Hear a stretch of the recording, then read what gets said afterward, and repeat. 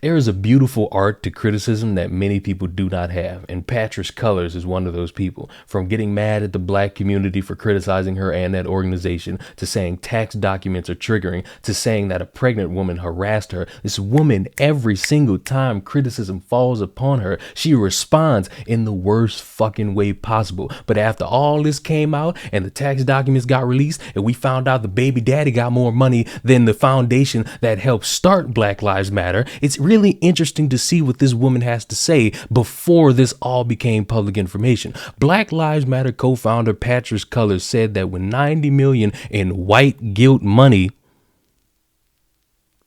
came pouring into the organization's coffers after the murder of George Floyd, the group had no infrastructure in place to handle the flood of cash, and now the mistakes made are being weaponized against her. I'm a human being that has made mistakes, that wants to change, wants to challenge those mistakes, and wants to learn from the mistakes. And I think what's been hard is feeling like there isn't room and space for that. And you're absolutely right. There isn't a space for that because you got a bunch of emotionally damaged teenagers and adults going around digging up things from 20 years ago, and they're making it a thing for the here and now, and they're getting offended because they're using their weird moral high ground mentality and thinking that they can cancel anybody who says something from 1985. Guess what? The lens of today is a little bit different from the lens of back then. I hear people talk about, 2016 was the wild, wild west of the internet. Everything's not as 2016 as it used to be. Everything's different. Everybody bitches about something more and more and more now. Everybody likes to claim a microaggression,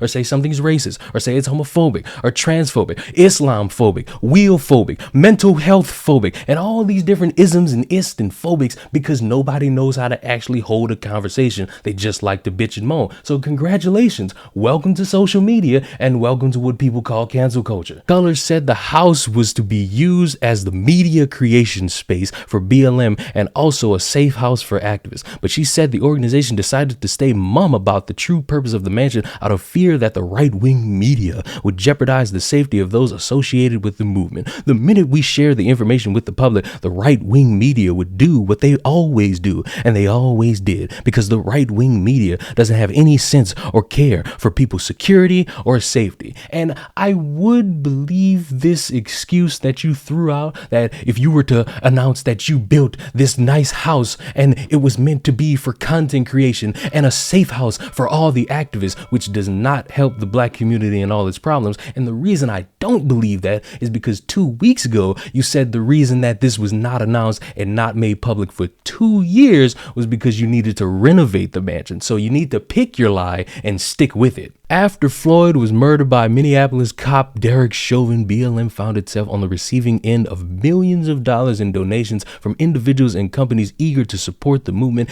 aimed at combating police brutality and racial discrimination. It was a major shock, Cullors said, of the sudden influx of cash. That was a lot of white guilt money. There's a lot of white folks being like, we just gotta put the money. Cullors argued that the BLM had no framework in place to deal with that $90 million in donations, and complained that the black-led organization was held to a different set of standards than nonprofits led by whites. Couple things. Number one, you can't just sit there and say that all that money was white guilt money, because yes, while we can all agree that there were a lot of stupid movements in 2020 that said, hey, white person, if you don't do this thing, you obviously don't care about my black life. Hey, white person, if you don't post this black square that contributes to nothing and actually hurt finding out information, you don't care about marginalized communities. Hey, white person, if you don't give me your money, then you don't care about the suffering of black people. So yes, I can concede that some of that money was obviously white guilt, but what about the rest of it? All of that wasn't just white people and companies saying, we don't know much on how to help the black community, so we're just gonna throw money. I'm pretty sure you had black people gathering up all their funds and throwing it at this organization and saying, we hope that this helps better our society. We hope that we could be helped out in our community.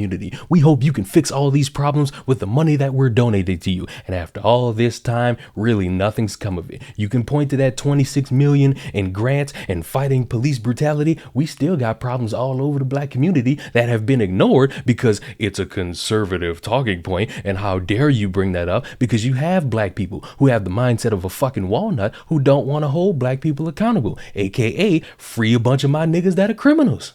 Point number 2, she just subtly confirmed that this organization had no type of structure. They were just going to all these different rallies and protests and chanting and ranting and making sure everybody knows the suffering of black people. But when it comes to actually getting the funds necessary to help the black community, they didn't really know how to handle any of that. And I believe that is the biggest red flag out of anything in this article, because how can you be an organization that is striving to better the black community and you have literally nobody there who's going to make sure that the funds are there and they're being used the right way? That is the biggest red flag, because it sets the precedent for all these different fucking mansions that y'all bought. Because if you had no foundation and no structure to control that money, then it's open season for what anybody could do with it. Like, for example, giving your baby daddy more money than the Trayvon Martin Foundation. Point number 3 kind of ties back to what I said at the beginning of the video and not really knowing how to respond to criticism.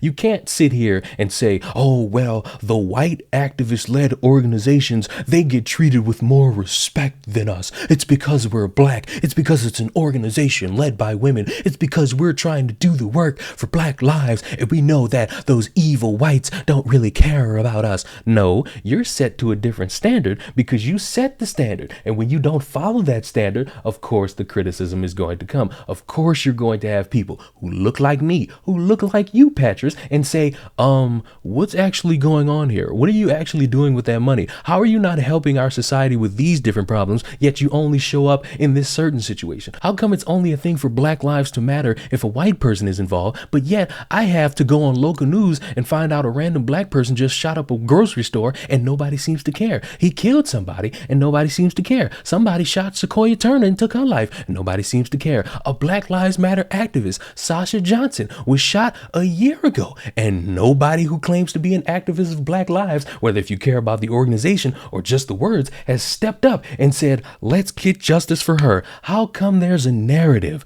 to BLM instead of just caring about BLM? This is where the story gets good. Colors fired back at her critics, led by conservative talk show host Candace Owens, for attacking her and the organization. Some of my mistakes are being weaponized against me and also the entire movement, and that's truly disappointing to see us fall into that as well. Do you want to know why you're falling into that well of criticism that is well deserved, and not just because you're a woman or you're black or you're marginalized or you're part of a marginalized group? It's because for years you've had individuals call out this organization, countless tweets, countless videos, countless examples showing why this organization that claims to care about Black lives is actually a fucking embarrassment. And the way that so many of those people have been called coons, all these other different types of slurs, internalized racism, bigots, bootlickers, yet they don't want to acknowledge that this organization has done literally nothing for the betterment of the community. They've just done things to fit their narrative. How would you expect people to react to this criticism? You thought people were just gonna say, oh golly gee, Candace, we finally understand what the money was used for and we are still gonna support the movement? No, you're going to have people look at that and say,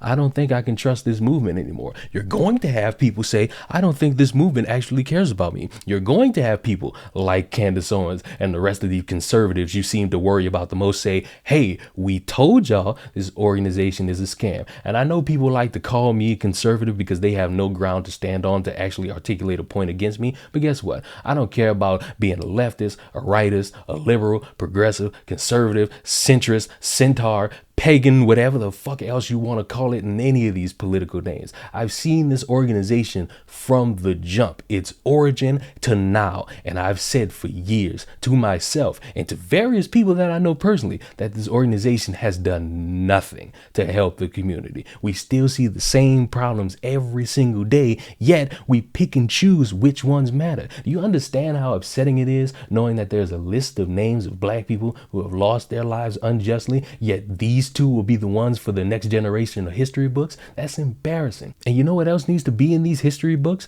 The acknowledgement that this organization had $90 million and they didn't know how to use it. They bought mansions, they bought content creation houses, they did everything necessary for themselves, but didn't do anything for the Black lives they claimed to care about. And for the people in the back that's gonna write the paragraphs and say, oh Leon, you internalized the racist, how dare you? All you're gonna do is be hateful for the rest of your life, all you're going to do is complain. You're not doing anything. You're going to sit there and criticize all these different people while you're just sitting in a chair. I'm pointing out the flaws of an organization that spent years fucking people in the ass. And if you can't handle that, that's perfectly fine. If you're comfortable having that situation happen to you every single time, you well entitled to do so. If you like throwing your money at something that doesn't help the marginalized people you claim to care about on Twitter, then guess what? Have at it. Just don't get mad when I'm gonna sit here and continuously call it out, because this organization doesn't value my black life. They value the narrative around my black life, and once they're done preaching about that narrative, they sit back in their mansions and they live the lifestyle they always wanted, while the rest of us slum it like we poor. So subscribe to the channel. I'll see y'all in the next one. Fuck BLM.